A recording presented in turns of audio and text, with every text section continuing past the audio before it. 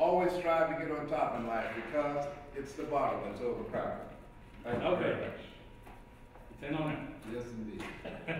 When it's all said and done, what three things do you want said about you? You're destined to leave a legacy. You're an entrepreneur. You're a devoted husband. You are a loving father.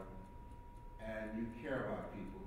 You are doing what you can with what you have to leave your mark. In your eulogy, what three things you want when people come to celebrate your life? What three things do you want said about you? Well, the three things that I would basically care that people will say about me, that Doc was genuinely interested in other people.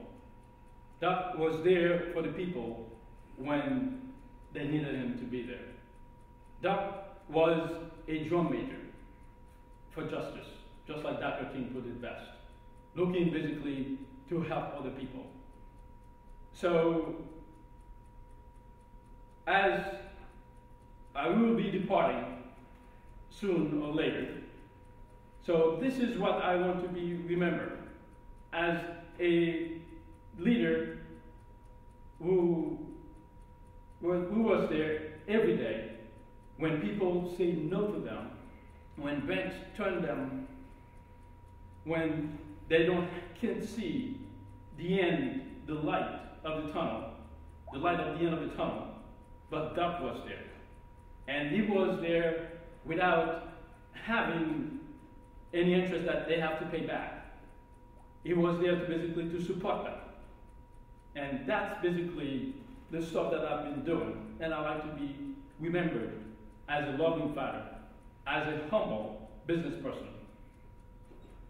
I remember vividly, basically, a woman who had been turned down 3 times by 3 major banks, and someone referred that person to me, and she said, someone referred me to you, this is my last stop. They told me, if you cannot give me this loan, nobody can. So, but she had major problems. So her credit was not the best. She didn't have any line of credit, but at that point, if you could get 3 trade lines, 3 lines of credit, let's say you get something from Con Edison, a letter from Con Edison, you pay your bill on time, a letter from the telephone company, you pay your bill on time, and even the mom and pop store, where you buy the groceries, they will give you a letter that you buy the stuff and you pay on installment. So we get those 3 letters, and that was able to give us credibility in terms of credit-wise. She did not have much money. But I showed her that, yes, you could use a gift from a friend or relatives, and as long as you don't have to pay them back, they give you a gift. So I was able to get her to go to her relatives and tell her that this is what they can do for her, and tomorrow, when the house has equity and she refinances in the years to come, that basically she will owe them basically a gift as well. So I was able to do that, and also with the alliances that I had with on the real estate industry, with the real estate agents and brokers, I was able to send them to my alliances, the people that I know that could make things happen for them, that let them know, okay, you go to purchase this home, you go to the seller to pick up the tab, you go to the seller basically to pay 6% towards your closing costs. And she was able to get one of the agents from Century 21. That agent also, whom I have coached and trained, and that person gave me not only difficult deals, that's what I've been known for, to close the difficult deals. And when I closed that deal for that agent basically was stunned that I closed that deal. And today, that agent himself became a broker and still giving me business as of this day. And this woman also still owned that house, and which she had to refinance, and I helped her to what you call the move-up buyer, and move her equity to this house to a commercial building where now basically she's retired on just collecting rent. The only thing is she might need a piece of wood when they don't pay the rents to go to black. So that's that's what she does for a living. She just every day going and collect. So that is not a bad way of retiring.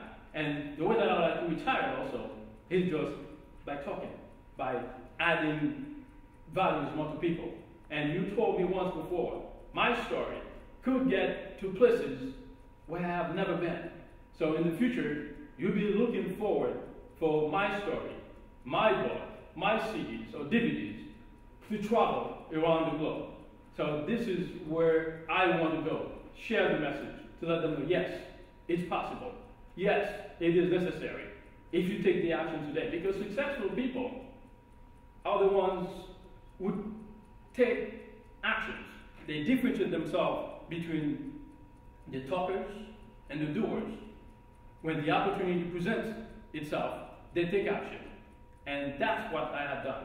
And that's what I want to basically bring to the community.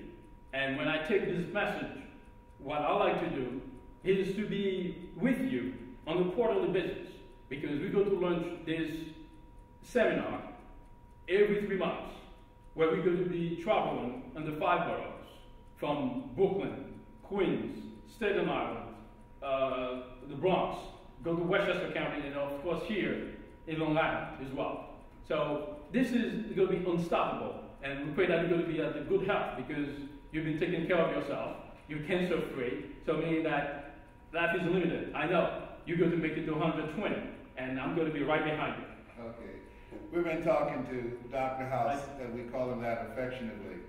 He's a messenger of hope, a catalyst of change. He's unstoppable. He's an individual who believes in giving back. And he's a person who has now created a new chapter with his life, helping people to find their voice, using his story, which is very inspiring, of how you can overcome the odds, in spite of your circumstances, in spite of the fact that you might not have money.